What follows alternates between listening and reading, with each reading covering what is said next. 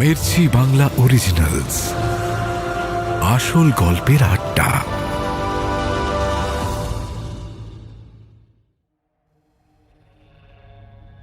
উফ, দরজাটা মনে হলো ভেঙেই যাবে এবার। দেয়াসিনী হুড়মুড় করে বিছানা থেকে নেমে দরজা খুলল। ও দেখল সামনে পারুল মাসি ঝাঁটা হাতে দাঁড়িয়ে। চট করে সরে দাঁড়ালো দেয়াসিনী। পারুল মাসি গজগজ করতে শুরু করলো, বাপরে কি ঘুম! 9:30 বেজে গেল, এখনো পড়ে পড়ে ঘুমোচ্ছ? তুমি নাকি পড়াশুনো করো? আমাদের সময় মেয়ে মানুষ মানে কাক ভরে উঠতে হতো, জানো? দেয়াসিনী ব্রাশ নিয়ে বেরিয়ে এলো ঘর থেকে। রোজ এক কথা শুনতে হয়, আজ আর ভালো লাগছে না। এ বাড়িটা পিজি বা মেস নয় ঠিক। অনেকগুলো ঘর ভাড়াটে থাকে 2 তলা জুড়ে, আর একেবারে 3 তলায় 2 ঘর নিয়ে থাকেন বয়স্ক স্বামী স্ত্রী। ওরাই মালিক। ভাড়ার টাকায় ভালোই চলে। 2 ছেলে মেয়েই বিদেশে সেটেলড। দেয়াসিনী ঠিক করলো এই ঘরটাও রেখে দেবে। এখানে না থাকলেও ও মাসে মাসে টাকা দেবে। কলকাতায় এলে এই ঘরেই উঠবে। ব্রাশ করতে করতে বাথরুম থেকে একেবারে স্নান সেরেই বেরোলো দেয়াসিনী। একটু পরেই আবার বেরোবেও। আজ অভিক ফিরে যাবে লন্ডনে। কাল দেয়াসিনীর ইন্টারভিউ হয়ে যাবার পরই অনুষ্কারা দেখা করতে চেয়েছিল। দেয়াসিনী রাজি হয়নি। আজ তাই অভিক লাঞ্চে ডেকেছে ওদের। ওখান থেকেই অনুষ্কাদের সঙ্গে অভিককে সি অফ করতে যাবে দেয়াসিনী। লাঞ্চ সেরে অভিক, অনুষ্কা ও রুদ্রর সঙ্গে এয়ারপোর্টে গিয়ে কিছুক্ষণ দাঁড়াতেই দেয়াসিনী দিঘিকে দেখতে পেল। অজান্তেই দিঘির দুদিকে দেয়াসিনীর চোখ কাকে যেন খুঁজল, কিন্তু কেউ নেই। দিঘি একা হেঁটে এলো ওদের দিকে। বিয়ের পর দিঘিকে আজই প্রথম দেখল দেয়াসিনী। কিন্তু এই কি সেই দিঘি? দেয়াসিনী জানে না কেন ওর মনে হলো এই দিঘি ওর বন্ধু ছিল না। এই দিঘিকে ও নিজের করে ভালোবাসেনি। দিঘি ছিল উচ্ছল, ঝিরঝিরে, রাজনীতি আর নাটক নিয়ে ডুবে থাকত। সোনালি পাখার মতো চুল ছিল তার। দিঘির সবচেয়ে আকর্ষণীয় ব্যক্তিত্বটাই যেন আর নেই। দিঘি দেয়াসিনীকে দেখে খুশি হলো। ও বলল, মা তোর কথা সব সময় বলে দেয়া, কতদিন দেখা করিসনি, চল আজই চল। দেয়াসিনী বলল, যাব, নিশ্চয়ই যাব, তবে আজ নয় রে, অন্যদিন যাব। অভিককে ছেড়ে ওরা যখন গাড়িতে করে ফিরছিল, দিঘি দেয়াসিনীকে বলল, মায়ের কাছে আজ যাবি না যখন, আমার বাড়ি চল, আমাদের সংসার দেখে আসবি। অনুষ্কা সামনের সিট থেকে খুশিতে একেবারে উত্তেজিত হয়ে পেছন ঘুরে বসে বলল, খুব ভালো আইডিয়া, হ্যাঁ হ্যাঁ চল দেয়া, তুই তো দেখিসনি তোর বন্ধু কেমন সংসারী হয়েছে। দেয়াসিনী শুকনো হাসল। গাড়ির ভেতর সন্ধ্যের অন্ধকার। দিঘি দেয়াসিনীর মুখ দেখতে পেল না। না রে, আমায় ফিরতে হবে বলে দেয়াসিনী জানলার দিকে ফিরল। মনে না করতে চাইলেও দেয়াসিনীর মনে পড়ে গেল শমিকের আলো আঁধারির সিঁড়ির ঘর, বারান্দার অন্ধকার, যেখানে দেয়াসিনী আবিষ্কার করেছিল নিজের ছায়া শরীর। সেখানে এখন অন্য কেউ মেশে। শমিকের এলোমেলো ঘর, যা আগেও গুছিয়ে রাখত। শমিক সারা ঘরময় ঘুরে ঘুরে সংলাপ পড়ত, রিহার্সাল করত। দেয়াসিনী বই পড়তে পড়তে আড়াল থেকে মুগ্ধ হয়ে দেখত শমিককে। ক্লান্ত হয়ে একসময় শমিক এসে দেয়াসিনীর কোলে ঝপ করে মাথা রেখে দিত। দেয়াসিনী বিলি কেটে দিত শমিকের চুলে। শমিক ঘুমিয়ে যেত এক সময়। একদিন শমিকের মা হঠাৎ ওপরে এসে একসাথে দেখেছিলেন ওদের। দেয়াসিনী চিনত শমিকের মাকে। নিচে শমিকের দিদার সঙ্গে দেখা করতে আসতেন ওর মা। শমিকই একদিন ওপরের বারান্দা থেকে ওর মাকে দেখিয়েছিল, কখনো ওপরে আসতেন না। আচমকা সেদিন ওই সময় ওর মাকে ওপরে আসতে দেখে দেয়াসিনীর মনে হয়েছিল তিনি কোনো কারণে খুব রেগেছিলেন। কিন্তু দেয়াসিনীকে দেখে ওর মা অবাক হয়ে শান্ত স্বরে বলেছিলেন, তুমি তো দিঘি নও, তুমি কে? দেয়াসিনী একটু অপ্রস্তুত হয়ে পড়েছিল, বুঝতে পারছিল না শমিককে ডেকে তুলবে কিনা। ওর মা দেয়াসিনীর উত্তরের অপেক্ষা না করেই আনমনে বলেছিলেন, তুমি দিঘিকে চেনো? দিঘি ওর বাবাকে সুইসাইডের হুমকি দিয়ে বলেছে আমাকে ছেড়ে দিয়ে ওদের কাছে ফিরে যেতে। আমার ছেলেটাকে শেষ করবে ও। তুমি সমীকে বলো না আমি এসেছিলাম, কেমন? বলে আর না দাঁড়িয়ে ধীরে ধীরে নিচে নেমে গিয়েছিলেন তিনি। দেয়াসিনী কাঁদল না। ওর চোখ দিয়ে এখন আর অত সহজে জল পড়ে না। তাই বলে ওর আবেগগুলো ভোঁতা হয়ে গেছে তা কিন্তু নয়। আসলে কষ্ট পেতে পেতে দেয়াসিনী কষ্টগুলোকে সহজভাবে নিতে শিখেছে। কোনো কষ্টই আর ওকে এফোড় ওফোড় করতে পারে না। দেয়াসিনীকে নামিয়ে দিয়ে রুদ্ররা গাড়ি নিয়ে বেরিয়ে গেল। অভিক চলে যাওয়ার আগে দেয়াসিনীকে আলাদা করে ডেকে বলেছিল, দেয়াসিনী, হয়তো অপেক্ষা করব না, তবে আমি চাইব তুই খুব ভালো থাক। কিন্তু আমার জীবনে চিরকাল একটা জায়গা থেকে যাবে তোর জন্য। আমাকে ভুলে যাবি না তো? দেয়াসিনী অভিককে কিছু বলেনি তখন, শুধু হেসেছিল। এখন ওর মনে হলো ভুলে যাওয়া এত সহজ। ভুলে যেতে হবেই বা কেন? থেকে যাক, এক এক সময়ে এক এক মানুষ এক এক রকম ভাবে। রুদ্রদের গাড়িটা যেদিকে গেল সেদিকে একবার তাকিয়ে দেখল দেয়াসিনী। মেসের সামনের রাস্তাটায় এখন সন্ধে নামছে। স্ট্রিট লাইটের হলুদ আলো জ্বলে উঠছে পরপর। দেয়াসিনী জানে ঋতুচক্রের এই সময়টা পাতা ঝরার কাল। বাগানে এই সময়টাকে খুব কাছ থেকে ছুঁতে পারত। কলকাতায় এই মরশুমে কখনো আলাদা করে টের পায়নি, অথচ এবার প্রথমবার এই সময়টাকে একটু একটু অনুভব করতে পারল দেয়াসিনী। এরপর 1 বছর ধরে ট্রেনিং, বিভিন্ন রকম রিপোর্ট, পরীক্ষা ইত্যাদি দিয়ে 1 মাস হলো দেয়াসিনী নতুন অফিসে জয়েন করেছে। যে ব্লকে ডেভেলপমেন্ট অফিসার দেয়াসিনী, সেই গ্রাম পশ্চিমবঙ্গের অন্যান্য প্রত্যন্ত গ্রামের মতোই। ইলেকট্রিসিটি আর খাবার জলের মোটামুটি সচ্ছলতা আছে। এছাড়া গ্রামের পাশে বড় নদী, প্রতি বছর বন্যা হয়। প্রথম দিনই দেয়াসিনীর সঙ্গে একজন দেখা করতে এসেছিল, রাজীব গুহ। দেয়াসিনী বুঝে গেছিল এই এলাকায় এই একজনেরই রাজত্ব চলে। রাজীব গুহ একজন প্রমোটার। দেয়াসিনী ধীরে ধীরে জেনেছিল এখানকার মানুষের মাথায় হাত রেখে ঠিক সময়ে হাত সরিয়ে নেওয়ার সুশৃঙ্খলতা রাজীব গুহর দীর্ঘদিনের অনুশীলনে সম্ভব। রাজীবের বয়স বেশি নয়, 30-এর নিচেই। পরিপাটি চেহারা, প্রায় সময়ই একটা মার্সিডিজ নিয়ে ঘোরে। প্রতি বছর বাঁধ দেওয়ার কাজ সরকার থেকে নিজের দায়িত্বে নিয়ে বন্যার আগে সেই দায়িত্ব ভুলে উধাও হয়ে গিয়ে ফিরে এসে সরকারের প্রাপ্য টাকা যথাযথ না পাওয়ার অজুহাত দিয়ে এখানকার মানুষজনকে সেই বিপদ থেকে বাঁচানোর জন্য উঠে পড়ে লাগে রাজীব গুহ। এখানকার একমাত্র সরকারি হাসপাতালের সঙ্গেও রাজীব গুহর একটা আঁশটি সংযোগ দেয়াসিনী টের পায়। এলাকার মানুষের ওপর এক ধরনের আলাদা প্রভাব আছে রাজীবের।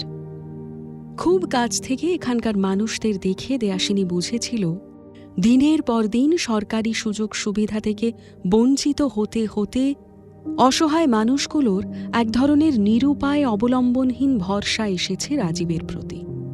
দেয়াসিনী আশ্চর্য হয়েছিল রাজীব কোনো পলিটিক্যাল পার্টির সঙ্গে জড়িত নয় শুনে। তবে যা দেয়াসিনীর বুঝতে বাকি ছিল তা হল গ্রামের মানুষ শুধু নয়, খোদ এসডিও আর পুলিশ অফিসারও কোনো অজ্ঞাত কারণে এই রাজীব গুহর অত্যন্ত কাছের লোক। প্রচ্ছন্নভাবে ওরা দেয়াসিনীকে ভালো সম্পর্ক রাখার কথাই বলেছিল রাজীবের সঙ্গে। কিন্তু প্রথম দিনই রাজীবকে দেখে ভালো লাগেনি দেয়াসিনীর। আগেই ওর সম্পর্কে অনেক কথা শুনেছিল সে। এই শ্রেণীর লোককে পারতপক্ষে এক ধরনের বিতৃষ্ণাতেই সরিয়ে রাখে দেয়াসিনী আজীবন। আজ জেলা শহর যেতে হয়েছিল দেয়াসিনীকে। ডিএম এর সঙ্গে মিটিং ছিল। শহর থেকে দেয়াসিনীর অফিসের দূরত্ব অনেকখানি, তাই মিটিংয়ের পর কারো সাথে তেমন কথা না বলেই ও বেরিয়ে পড়েছিল। সন্ধে 7টার পর কোনো বাস নেই। বাসে ফিরতে ফিরতে দেয়াসিনী ভাবছিল আজকের মিটিংয়ের কথা। এবার মিটিংয়ে রাজীব গুহকে দায়িত্ব থেকে সরানোর কথা বলবে ঠিক করেছিল দেয়াসিনী। যদিও খুব একটা আশাবাদী ছিল না, তবু অন্তত স্বাস্থ্য কেন্দ্রের দায়িত্বটা থেকে রাজীবকে সরিয়ে রাখবে ভেবেছিল। কিন্তু মিটিংয়ের পর বাইরে বেরিয়ে রাজীবকে দেখতে পেয়ে খুব অবাক হয়েছিল সে। কিন্তু সেটা মুখে প্রকাশ না করে অন্যদিকে তাকিয়ে দাঁড়িয়েছিল। দেয়াসিনীকে দেখে রাজীব এগিয়ে এসেছিল। দাঁত বের করে হেসে হাত জোড় করে বলেছিল, নমস্কার ম্যাডাম। তারপর নিচু গলায় বলেছিল, সুন্দরী মহিলাদের দেখলে দিন ভালো যায় ম্যাডাম। আপনার সাথে কেন যে সকালে দেখা হলো না। রাগ মাথায় উঠে গেছিল দেয়াসিনীর। শক্ত করে নিয়েছিল নিজেকে। সংযত ঠান্ডা গলায় দেয়াসিনী উত্তর দিয়েছিল, আর কোনোদিন আমার সঙ্গে কথা বলতে আসার সাহসও করবেন না মিস্টার গুহ। মনে রাখবেন, আমি এসডিও স্যার নই, অন্য ধাতুতে গড়া। দেয়াসিনীর চোখ দেখে অন্যদিকে চোখ সরিয়ে নিয়েছিল রাজীব। থমথমে মুখে কোনো কথা না বলে সানগ্লাস পরে সরে গিয়েছিল দেয়াসিনীর সামনে থেকে। এসডিও স্যারের সঙ্গে ডিএম এর ঘরের দরজার সামনে দাঁড়িয়ে কিছুক্ষণ অপেক্ষা করছিল। তারপরই ঢুকে গিয়েছিল ভেতরে।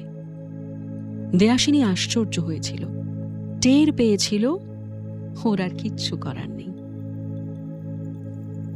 সন্ধেতে বেরিয়েও ফিরতে লেট হয়ে গেল দেয়াসিনীর। প্রায় 9টা।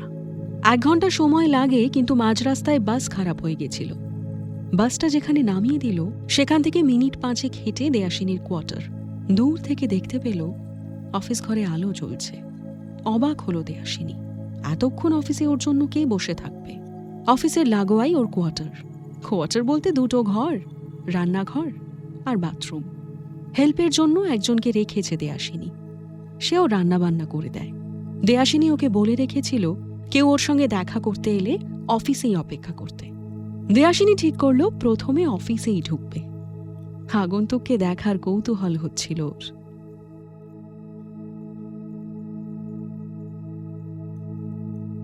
অফিস ঘরের দরজা ঠেলতেই দেয়াসিনী আশ্চর্য হয়ে গেল। চেয়ারে মাথা ঝুঁকিয়ে শ্রমিককে বসে থাকতে দেখল। দেয়াসিনী দরজায় হাত রেখে অনেকটা বিস্ময় নিয়ে উচ্চারণ করল, তুই? শ্রমিক মুখ তুলে তাকাতেই দেয়াসিনী দেখল শ্রমিকের মুখ, গলা, দাড়িতে ভর্তি। চেহারা আরও ভেঙে গেছে। কাঁধে একটা বড় ছোলা ব্যাগ। শ্রমিক ক্লান্ত চোখে ওকে চেয়ে দেখে বলল, চলে এলাম। দরজা থেকে হাত সরিয়ে দেয়াসিনী প্রশ্ন করল, কি হয়েছে? শ্রমিক উত্তর দিল, আমি আর পারছিলাম না। দেয়াসিনী যেন বিশ্বাস করতে পারল না শ্রমিককে। অবিশ্বাস্য গলায় প্রশ্ন করল, দিঘি? শ্রমিক বলল, ছেড়ে দিলাম।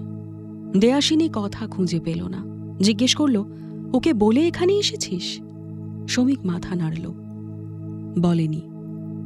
দেয়াসিনী এবার বলল, তাহলে তো ও চিন্তা করতে শুরু করে দিয়েছে এতক্ষণে। এক্ষুনি ফোন কর। শ্রমিক অধৈর্য হলো যেন। তুই কি বুঝতে পারছিস না ও চিন্তা করবে না আমার জন্য? দেয়াসিনী বলল, শ্রমিক, ঝগড়া হলে মিটিয়ে নে, মেয়ের কথা ভাববি না। দেয়াসিনী অনুষ্কার থেকে খবর পেয়েছিল দিঘির একটা মেয়ে হয়েছে। শ্রমিক বলল, দেয়াসিনী, তুই একবারের জন্য আমার দিকে তাকাবি? আমার কথা একটু বল। তোর কথা শুনে, দিঘির কথা ভেবে, নিজের জীবন, ভালোবাসা সবকিছু বিসর্জন দিয়ে 1টা বছর আমি দিঘির দিকে তাকিয়ে থেকে গেছি। যাকে ভালোবাসি না তার সঙ্গে থাকা কতটা যন্ত্রণার দেয়াসিনী। দিনের পর দিন বেঁচে থাকতে ইচ্ছে করতো না আমার। দিঘি আমার কথা কোনোদিন ভাবেনি, আমি সেটা চাইও নি। তুইও আমার কথা একটুও ভাববি না? দেয়াসিনী নিজেকে শান্ত করে ধীরে ধীরে বলল,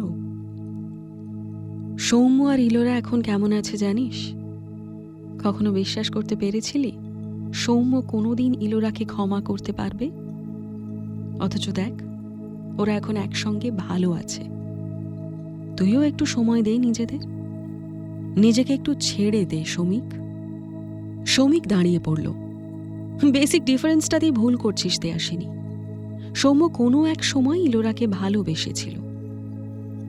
আমি কোনোদিনই দিঘিকে ভালোবাসিনি। দেয়াসিনী স্তব্ধ হয়ে দাঁড়িয়ে থাকল। শ্রমিক তাকিয়ে আছে ওর দিকে। শ্রমিকের এই দৃষ্টি দেয়াসিনী চেনে। শ্রমিক আশ্রয় খুঁজছে ওর ভালোবাসার কাছে। দেয়াসিনী চোখ সরিয়ে নিল শ্রমিকের থেকে। কিছুক্ষণ পর বলল, আজকে রাতটা থাকতে পারতি সেখানে। আমি ঘরে যাচ্ছি, তোর খাবার এখানে আনিয়ে দিচ্ছি। শ্রমিক বলল, মনে আছে একবার তোর অসুস্থতার সময় তোর জ্ঞান ফিরছিল না, আমি তোর কাছে ছিলাম। ভেতরে ভেতরে আমার কি যে চলছিল, কিছুতেই তোর পাশ থেকে সরতে চাইতাম না। কিন্তু দিঘি চাইতো না আমি থাকি। সিনক্রেট হবে ভেবে আমিও থাকিনি। তোর বন্ধু অভিদীপ্ত সেই সময় বলেছিল, তোর ভালোবাসা যত গভীর, তোর ত্যাগও ঠিক ততটাই। আমি তখন বুঝতে পারিনি কথাটা, আজ পারছি। অভিদীপ্তর নাম শুনে দেয়াসিনী সামান্য কেঁপে গেল।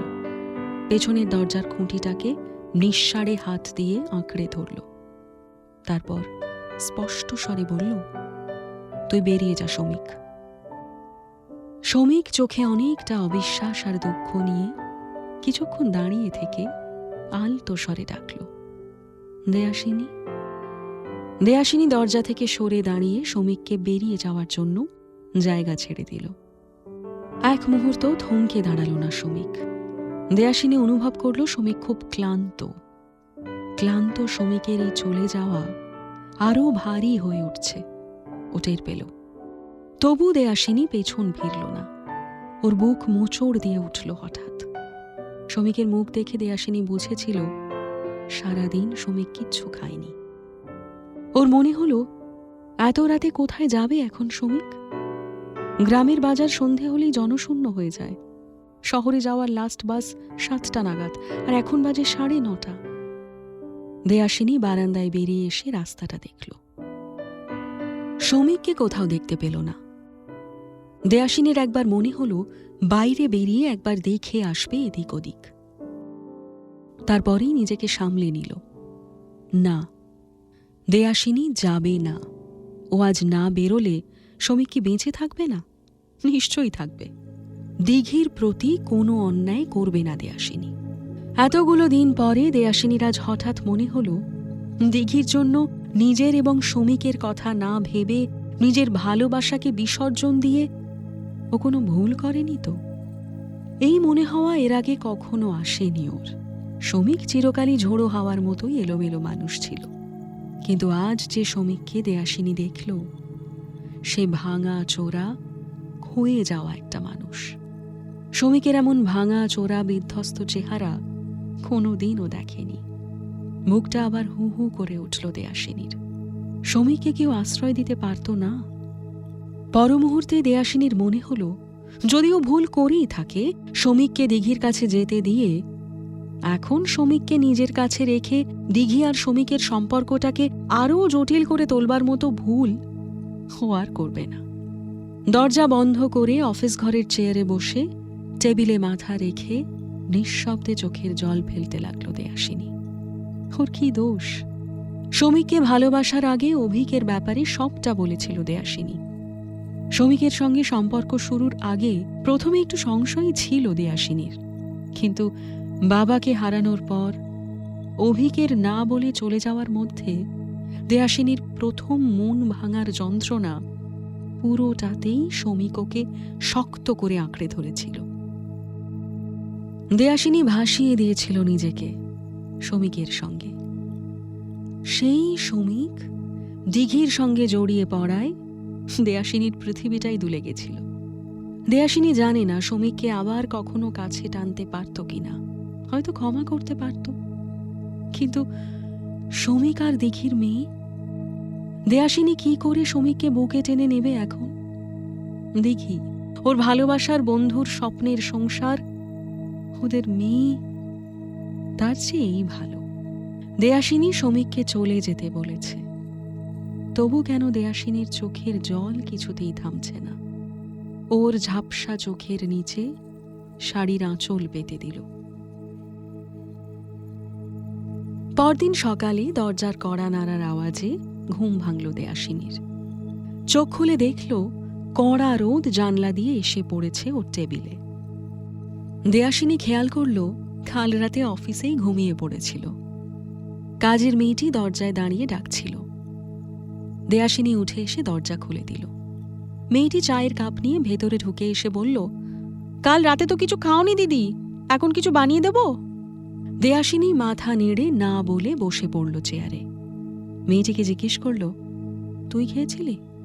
মেয়েটি বলল, আমি তো সন্ধ্যায় রুটি দিয়ে চা খাই, রাতেও তো খিদে পায় না। ভাবলাম তুমি গেলে আমি পরে খেয়ে নেবো। তুমি অনেকক্ষণ এলে না, তোমায় ডাকতে এসে দেখলাম ঘর অন্ধকার, তাই আর ডাকিনি। তারপরও অনেকক্ষণ অপেক্ষা করে তুমি এলে না দেখে দৌড় দিলুম, আমারও আর খাওয়া হয়নি। মেয়েটির কথা শেষ হতেই দেয়াসিনীর ফোন বেজে উঠল। ফোন হাতে নিয়ে দেখল মায়া মাসি কল করছে। মায়া মাসি এত সকালে? ফোন কানে ধরে লাগাতেই একটা ঠান্ডা স্রোত বয়ে গেল দেয়াসিনীর শিরদাঁড়া দিয়ে। মায়ামাসির গলার স্বরটা অন্যরকম। তোমার মা নার্সিং হোমে, তুমি কখন আসতে পারবে ভাবি? দেয়াসিনী চোখ বন্ধ করে জিজ্ঞেস করল, কি হয়েছে? মায়ামাসি উত্তর দিল না অনেকক্ষণ। ওপাশ একদম চুপ। দেয়াসিনী আবার জানতে চাইল, কি মায়ের কি হয়েছে মাসি? মায়ামাসি ভাঙা ফ্যাসফ্যাসে গলায় বলল, পুজোর ঘরে বাতি দেওয়ার সময় প্রদীপ থেকে শাড়িতে আগুন লেগে। দেয়াসিনীর গলা দিয়ে ছিটকে বেরোলো, কি কি বলছো তুমি? মা কোথায় আছে এখন? কেমন আছে মাসি? দেয়াসিনী হাউ হাউ করে উঠল ফোনেই। নিজেকে সামলাতে পারল না কিছুতেই। একমাত্র মাই আছে এখন ওর, একমাত্র নিজের। দেয়াসিনী দ্রুত সামলে উঠে ঘরে এসে ব্যাগে দরকারি জিনিস ঢুকিয়ে নিল। নিজের পোশাকের দিকে তাকালো একবার। কাল থেকে এই শাড়ি পরেই আছে ও। থাক, এখন আর পাল্টানোর সময় নেই। চুলটাকে কোনোভাবে আঁচড়ে দেয়াসিনী বেরিয়ে পড়ল রাস্তায়। এখন বাস পেলে দুপুর দুপুর পৌঁছে যাওয়া যাবে।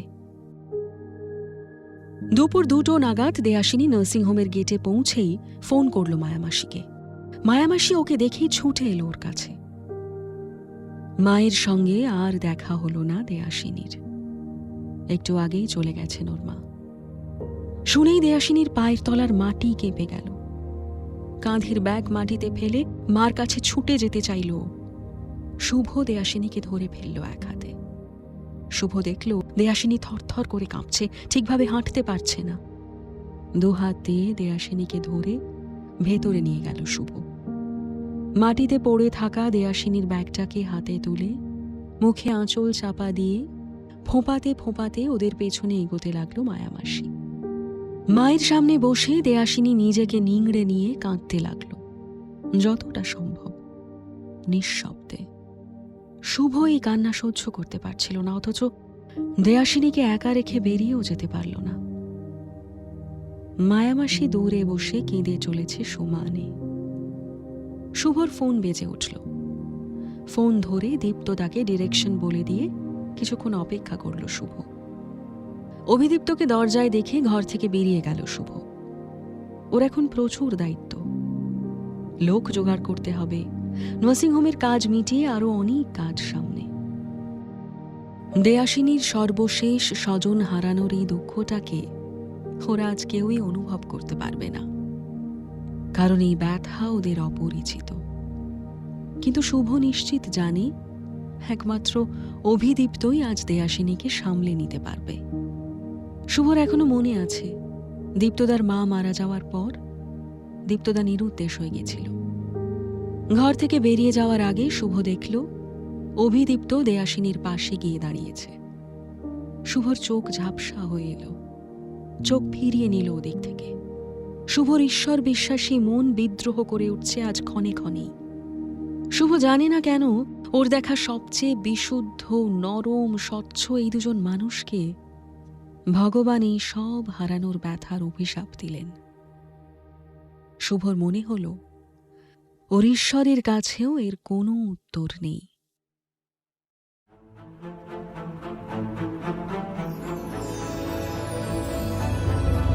মির্চি বাংলা অরিজিনালস, আসল গল্পের আড্ডা।